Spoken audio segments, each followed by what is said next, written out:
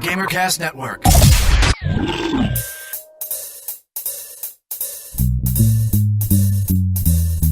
Hey. All right. It's a video game show. It's a video game show. It's not a game show about videos. It's a video game show. Welcome to the Gamercast Network Video Game Show, episode number 72 for Sunday, January 13th, 2008. I'm Chad, and this week for the roll call, when I say your name, tell me the game you enjoyed playing the most in 2007. Joining us this evening is Keith. I'm going to have to go with Oblivion. Spent many just long, enjoyable hours playing Oblivion. And are your saves still okay? No, it got corrupt when I had to switch over to the new Xbox. Emphasis on the had fun playing. Okay, next on the list is Bob. Either Hellgate or Mask of the Betrayer, the Neverwinter Nights 2 expansion. Still haven't beat that game yet. And neither have I, so that's why I'm probably going to have to go with Hellgate, because it distracted me from playing Mask of the Betrayer. When Hellgate works, it's a lot of fun. When does it work? Oh yeah, Games Windows Magazine gave it a 4 out of 10. They really ripped it. Yeah. And the article said there's nothing wrong with this game if they could fix the bugs. I kind of hope they never fix them because it keeps the game sparse. I don't want it crowded. I'm willing to put up with it crashing, once every couple hours if it keeps people off of it. And I'll still pay my $10. Keep those blasted people away from me. I want the servers to just crumble at least once a day. Next on the list is Phil. Since I didn't have an Xbox very long, I don't think I can say any of the Xbox games since I really played Burning Crusade for World of Warcraft the longest. So, Burning Crusade for World of Warcraft. I think if I had my Xbox longer, I probably would have said like Gears of War or maybe Call of Duty 4. Also joining us this evening is Ivan. 250 hours of Oblivion that I don't get anymore. It's all gone. They sunk months of my life into that game. Now I'm sad. Oblivion is one of the few games where I would come home at lunch from work to play for half an hour, 45 minutes, and then go back to work instead of eating lunch. See, that's what you gotta say about people on this show, man. We pick a game and stick with it. And the only reason I quit is because I finished it. I got all the achievements. I finished the main quest. The only thing I had left was a bunch of mini side quests. Yeah. I was playing Oblivion when lots of other bigger games were coming out, and people would send me invites to play, and I'm like, no, I'm playing Oblivion.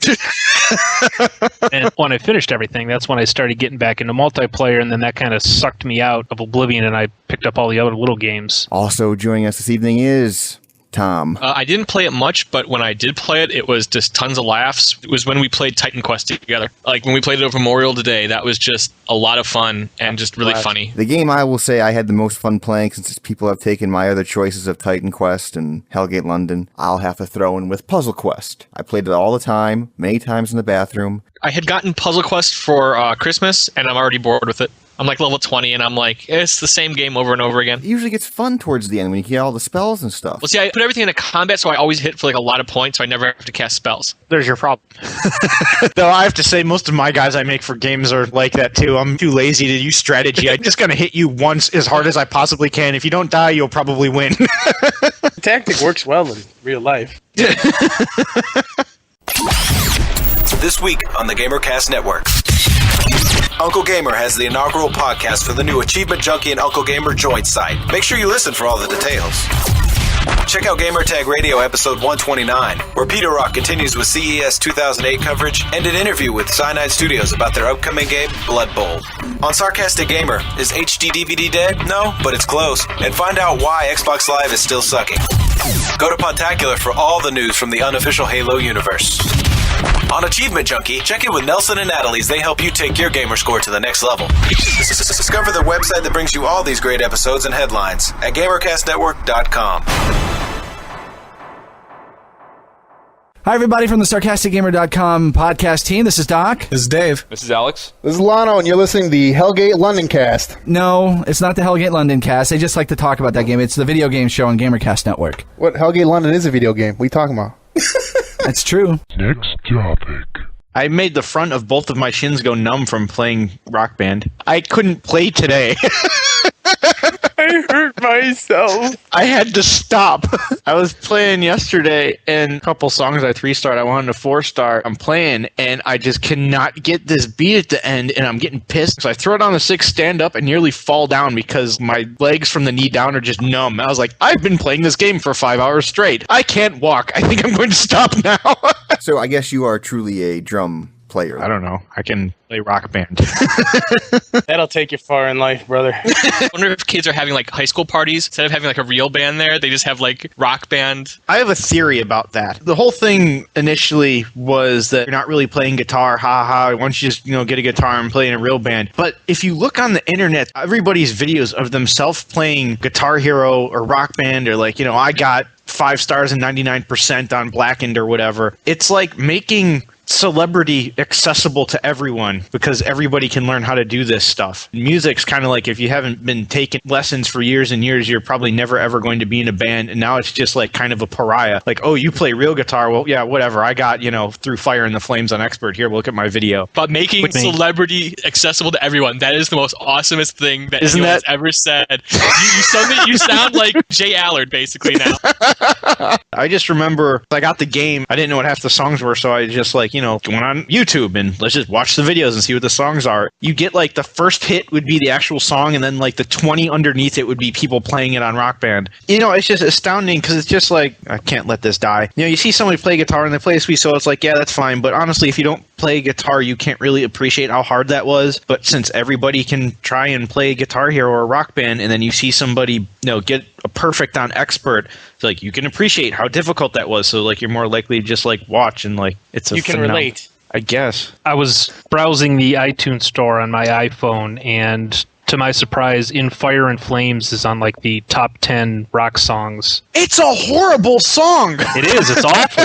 Are a lot of Rock Band songs showing up on the iTunes top 10s? Dragon Force is number 7 on the rock chart. Metallica's 1 is on there. Guns N' Roses song on there. Like the top 50, at least 10 songs, if not more, are all Rock Band songs. And they're all older songs, meaning that there's really no reason they should be in the top 50 other than popularity of Rock Band. I'm still impressed that they were able to make a game that made you go out and buy it, Bob. Yeah, no kidding. I didn't have to wait for somebody to give it to me. How long has it been since you dusted off that old Xbox before March? Because I got my computer in April, and that's when I started tapering off. Now you're swinging back the other way. I played Hellgate today, so I can't play Rock Band. I love how you always injure yourself playing video games, dude. You get carpal tunnel from Diablo, you get migraines from UT, but you still sit there and just hold your hand over one eye while you're dead, and now you play until you give yourself compartment syndrome again. I keep switching feet to like prolong it, and it still doesn't help.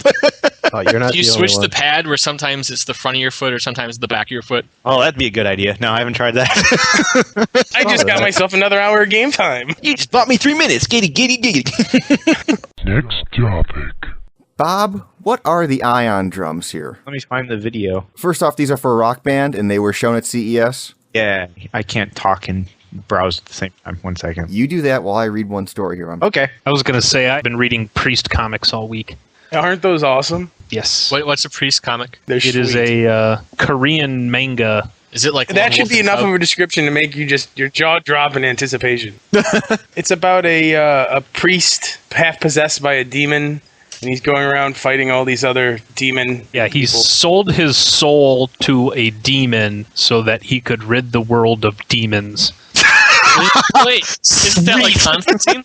But Constantine has the devil's blood, and he uses it to con demons. Yeah. I never saw the first half hour of the movie, and now it makes a lot more sense. Thank you. Okay, so Bob, you found a picture of the Ion drums from CES. I'll be sure to put a link in the show notes. For the listeners, Palladino got to try out these drums at CES that are new drums for Rock Band that, one, look more like a real drum kit, and two, normal pads now just look like drums with, snares and toms and whatever, and then above those, each of them has, like, whatever the appropriate symbol would be. Like, above the first one, there's a crash, and above the second one, there's a hi-hat. The third one, there's a ride cymbal, and above the green one on the far right would be a crash cymbal. Here's how it works. They're above on the actual apparatus, so you have, it just looks like a drum kit with cymbals, just tiny. And in-game, you can interchangeably hit either the cymbal or the little pads on the bottom. So if you actually want it to be more accurate in what you're hitting, you could just be tapping on the ride cymbal or the hi-hat and hitting the snare and just like playing drums, like almost. So when you screw up, it'll even sound worse than yeah. Otherwise. But actually, Chris says they're really, really quiet and they feel like you're playing real drums. So you don't have, just clickety click on your little plastic toy thing that you have. Though it looks like they cost about $300. How big does this thing look? It's about, I don't know, 25% larger than the ones that I have currently. They're not too much bigger. What point are you going to have like a guitar where it'll have like pressure sensitive points on the fretboard where you actually have to make the chords? Yeah, well, you have to actually make chords with your fingers. I mean, is that where this is going? I mean, that'd be kind of cool. And everyone in America then becomes musicians. That would be hysterical. There'd just be this rut of like, very technically proficient, creatively devoid musicians. Just cover bands erupt across the nation. Well, I was going to say, how does that differ from our current situation? Good point. I'm sorry, did I tell you guys a friend of mine is a drummer for a band called Hot Tuna? I guess they're actually a well-known band. He's a drummer, and he was at the New Year's party that I was at, and he had a very difficult time playing the drums.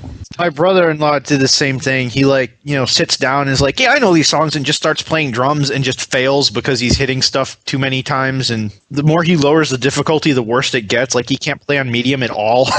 Right. So he's too ingrained to hit the drums at a certain time. Yeah. Or he'll know like Epic or Tom Sawyer or something, just sit down and start playing it and just fail. He's just playing drums, and so. What is that freaking clacking noise? I'm sorry. The box for Neverwinter Nights is sitting here, and I keep playing with it. I'm going to put it down now. Sorry. I didn't realize I was doing that. Sounds like the little snappy thing right before a scene in a movie. Yeah, what the hell is that thing called? Clapboard? Oh, okay. I did not know that. And I learned something. Thank you. You learned 2 things today. What Constantine is doing with the blood of a demon, and what a clapboard is. So that's 2. See, as I've always said, I have much knowledge, which is all essentially useless knowledge, but... But there's a lot of it. Next topic. We all know that CES was this last week, and at CES they show all kinds of products, the ion drums and those kind of things. Well, a company called TN Games showed the Third Space HXT gear. In these recent years, people have wanted to have a lot more force feedback in their game playing. Vests that simulate bullet hits and that kind of stuff. Really? Can we take a poll here that people actually want to have more force feedback in their games? Some companies out there seem to insist that you want that. Well, some company insisted that you wanted neon lights surrounding your entire PC when you're playing games, and we debated that as well. I'm just presenting here what the marketing people want me to present. No, kill the messenger. So this product now, it's still the same vest idea. You wear a vest, and when you get shot in the game, you feel the little air packets go off, and you feel the bullets hitting you in the chest. This one also comes with a force feedback helmet. That's not at all going to be annoying as hell. For headshots? Yeah, for headshots. When you get shot in the head, you will feel like you're getting shot in the head. Now, at CES, apparently, they had the system a little bit too high, and people said it actually was very jarring and annoying. This is a lawsuit waiting to happen. I think if you go to that link there, you'll see the actual system worn by someone. And I'll put the link in the show notes if it should be deemed funny. Yes, I guess it's deemed funny. Wow. Dude, that's great. I can see a picture of this. It looks like the kid's wearing like a flak vest, right? Yeah, that vest has air devices, so that when the bullets hit you, they expand and contract at appropriate times. Okay, so what that means is I'm going to find somebody, shoot them, and then just stand over their body and riddle them with bullets for 10 minutes if I know someone's wearing one of these. Oh my god, cut it out! Ow! Ow! I know it'd be sweet though along those lines. I'd love if they have like you can buy Ninja Gaiden and it comes with a midget with a fork and a little knife. And when you get cut, he cuts you with the little knife, and the little shurikens, he pokes you with the fork. Why does it have to be a midget? Fine, we can give Felipe another job. I was going to say, is it just for packaging purposes? A smaller real estate? They're smaller for packaging purposes. Next topic. I didn't catch anything else from CES this week. Did anybody notice anything interesting? I didn't even pay attention. Nobody cares about CES. Yeah, it's not a real video game show, though, right? I mean, yeah, it's it's just another cop show. That's CES. I take it Bill Gates I know, that's CIS. It's a joke. All I saw was that like really short video. It was like Bill Gates' last day at Microsoft. Yeah. Where apparently Bill Gates drives a '08 Ford Focus. Who knew? Yeah.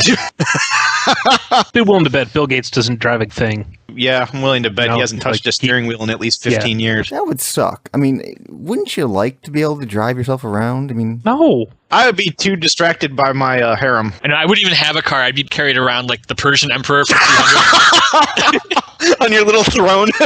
Yeah. Little nothing. It would be a gigantic throne. It would be covered in gold beads and stuff and make a really annoying jangling sound. Big gold llamas. Yeah! It doesn't move anywhere because I had the llamas bronzed. Next topic. oh, here's one other thing they showed at CES this week. We all know that the PSP can play movies. The PSP itself supports the UMD discs, but also it supports films on memory sticks that you can just play off the memory stick. Okay, so the PSPs can hook up to the PS3s. There's a very tight integration there. And you could stream video, and you showed it to us at the Christmas party. At one of the Christmas parties, I showed you could stream video and everything from your PlayStation 3 onto your PSP. Well, now what they're going to do, say you buy a Blu-ray movie for the PS3. What you're going to be able to do is say, okay, they're going to officially support this. You can transfer a version of the Blu-ray film onto the PSP, so you can take it around with you. You don't have to stream it. You don't have to be connected constantly. Like you're sitting on the bus, because God forbid you should be away from media for any moment of the day. How are they going to prevent you from letting you copy that file to somebody else's PSP? I'm sure they're going to have some sort of DRM on there. I don't know. This was just demoed. It's coming out later this year for the PlayStation 3 and PSP systems. What size memory unit are you going to need for your PSP? Like a 20 gig memory stick or something? You're not downloading a full 1080p version of it. It's going to transcode the video down. I used to put movies on my PSP and watch them, and they were only 200 or 300 megabytes for full-length movies. The one thing that Sony has over the Xbox 360, and it seems like they keep pushing that way too, is letting people use their device. Does that make any sense? No, they don't. The PSP is notorious for having constant flash updates because of hackers and... I think they could do well to stop doing that. You know, how Microsoft and all it says is their MITs and everything. It's never really your product. It's just you kind of renting the device from Microsoft, and without their permission, it wouldn't run. I think they could do well to go in the other direction and just kind of open up their platform. But yeah, you would think if you were the number 2 in the market that you would encourage homebrew, because if all the tinkerers and people who like to tinker with that then gravitate to your end of the woods, you just think that would be a bonus, wouldn't you? Yeah, but inevitably what happens with that is like you end up with like stuff on SourceForge and homebrew open applications that are community supported that actually work well and half the time better than the professional versions. And then if you're a good company, you'd be like, oh, thank you, we're going to head and incorporate this into our product. You know, now everybody benefits from it. That's true. Like, I guess that's not in their DNA to even think that way. No, and it's like us in video games. We're the minority because we're hardcore video gamers. I knew a dozen people who had a PSP, either they did or their kids did. And when I would mention stuff like homebrew or downloading apps, they're like, what? I'd buy mine from Best Buy. So there's really not that big of a market for that homebrew stuff. Next topic.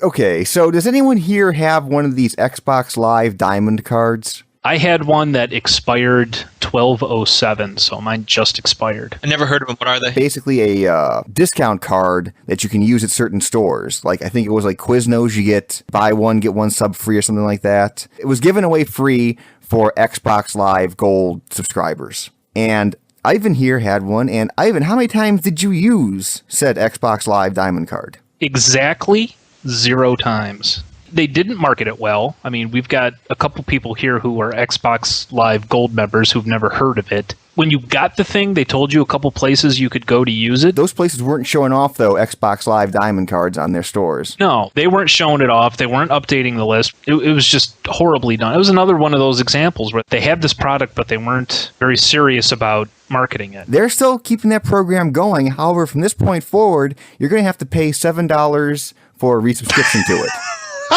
Yeah, that's going to happen. So, Ivan, do you plan on getting a new one for 08 for $7? No, okay. Not at all. No. The only way I would even consider it is if there was a naked blonde that brought it to you on a silver platter. That, or if it was actually useful, like gave you a discount for 5 or 10% off a video game or something. Even if it gave me $2 off a Quiznos sub, for as often as I go to Quiznos, there's no way that I would keep it, even if it was free. And then I'm sure when you go to Quiznos, people there might not even know what the hell it is. They're going to spend 5 minutes calling manager up trying to figure out what the hell this card is you're trying to give to him. Right. What the hell? What the heck? This darn thing? Gee, This is gosh golly. This is a perfect example of how not to market or do something. I mean, they weren't doing a good job when the card is free. Now all of a sudden they're charging for it. Oh, they're probably going to do a lot better job now. People will know what it is. Next topic. I think a long time ago, we talked about there was an independent game developer contest for Wii games. Someone had submitted a game for carpentry, actually able to build things with the Wiimote and the Wii nunchuck, virtually build. Hey, I'm Jesus. If I'm going to be a carpenter, I'm damn well going to be Jesus. Behold, an ottoman. Yes, gaze upon my works, ye mortals.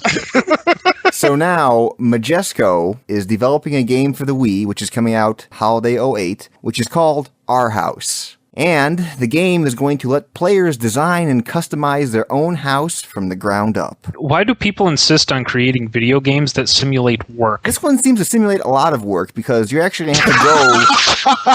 Not only does this one simulate work, it simulates a lot of work. You gotta call up the contractors, and then there's the designers. We gotta pour a foundation. You just can't put this thing up in the middle of the desert. No, it sounds like you're going to have to actually build everything yourself. Like you go to there, buy the lumber, the pipes, the tools, and then you build your house on your lot. It's going to have multiplayer modes. We're going to be able to create neighborhoods. Can I build like a slum? Because that'd be awesome. Can I run my neighborhood down? Yeah, exactly. Can I exploit the populace for my own desires? No, dude, sorry, you can't move in here. This is Section 8 housing. And then in multiplayer mode, a bunch of people can get together and we can rezone an area. Let's play eminent domain! What could make this game fun is if they have like the big bad wolf come walking house to house to see if he could blow it down. Cricket. Well, hey, I know that'd be fun, though. You build a house and see how easy it is to tear apart. Oh, we can do it like Populous. You can build the neighborhood, then you get like Hand of God and Earthquake, Typhoon. They have a game that you're looking for, Phil. It's called Oink for the Atari 2600. Oh, yeah. I remember that one. Oh, yeah. Wow. We here at the video game show go way back.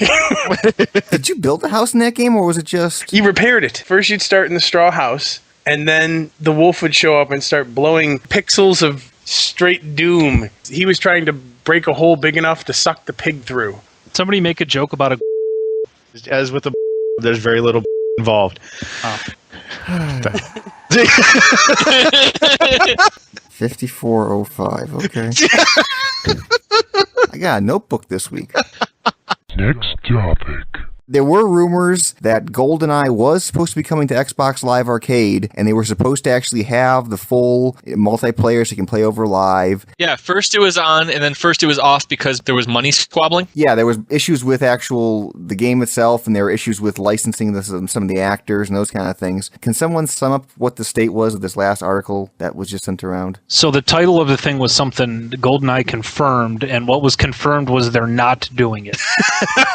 Totally confirmed that this isn't going to happen. First off, Goldeneye was a Nintendo 64 game. Very well done first-person shooter for the Nintendo 64. To this day, it's still kind of, in the top 10 of best multiplayer games ever. Yeah, I could see a lot of people were really excited to hear that it was coming back out, but thinking back, if the graphics were pretty much the same, how long would people actually play it? Yeah, it's one of these throwback things. The big bonus feature was the fact they were going to have online multiplayer over live. And that tied in with achievements. That'd be a big selling point for a lot of people. Famke Janssen. Famke Janssen, yes. Sorry. She was in the movie. Oh, didn't see the movie either. It was a good movie. It had the guy from Lord of the Rings, and it had Nightcrawler, and it had Hagrid. I like how we identify all of our actors now by what superhero and or medieval character they've played. Yes. That movie, the one with Wolverine and Batman in it, And Jean Grey. Yeah. And sweet, dude. And Boromir. Dude, that's awesome. Yes. And That sounds like a badass movie. I want to say is I don't like the movie because I hate any movie that has, quote, hacker character that in a few keystrokes can take over satellites and things like that. That always annoys me. That was Nightcrawler's character. Maybe it is that easy. Did you ever think of that, Tom? Maybe you suck? Did that thought ever cross your mind? How many people tried typing send spike after, seeing that movie into computer terminals? That was how he took out several satellites. Just typed in send spike. Sorry, Tom, I now agree with you. Don't you think Microsoft might have sent out a patch for that? No, I don't think they would have. Next topic. So out of New Jersey, there was a 17-year-old who wanted his 60-year-old father to look at his Xbox 360. Oh, this is going to end well. I like the beginning of the story. They didn't say exactly what look at means. I don't know if that meant, hey, fix this, or hey, look at this game. But this is the video game show, so you know where this is going. The father replied by saying, "No, I won't." Bad move.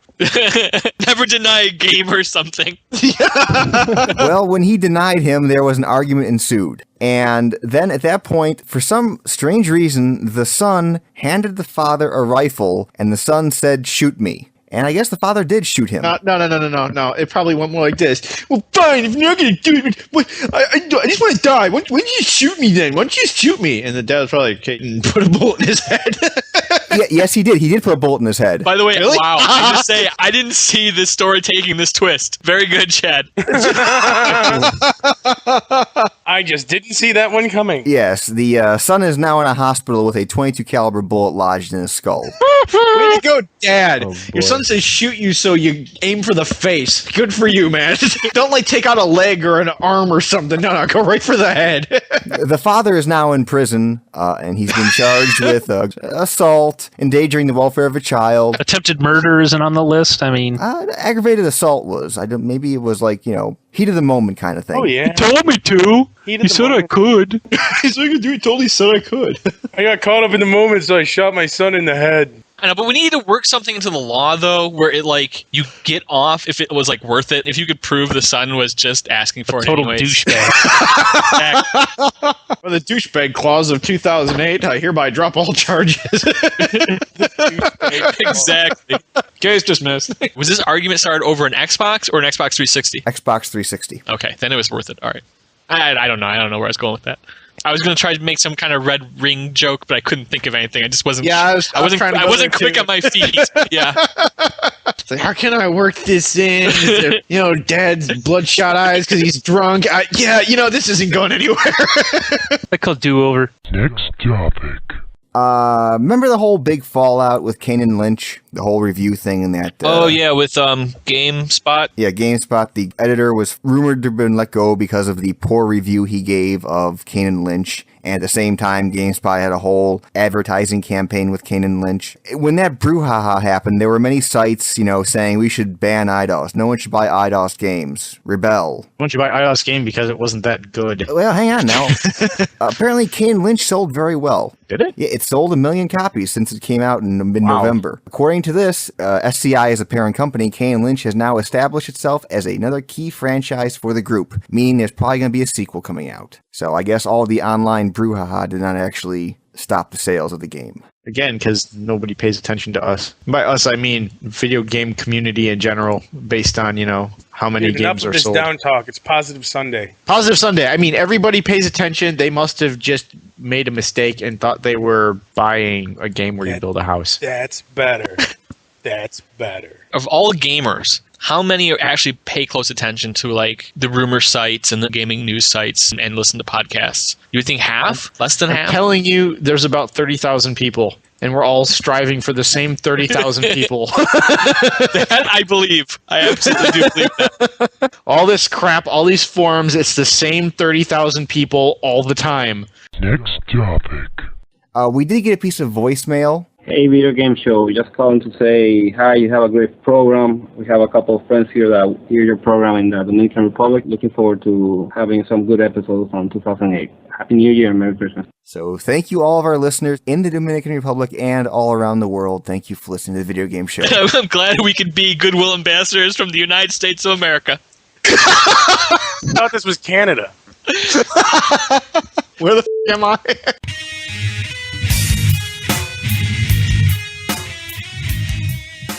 And that was the Video Game Show, episode number 72 for Sunday, January 13th, 2008. Any ham sandwiches or share dream pies to the world, gentlemen? Ham sandwich to Fuse, Ben Drake from the forums, for inviting me to record with him and Deadpool on cplusgamers.com. It was pretty fun.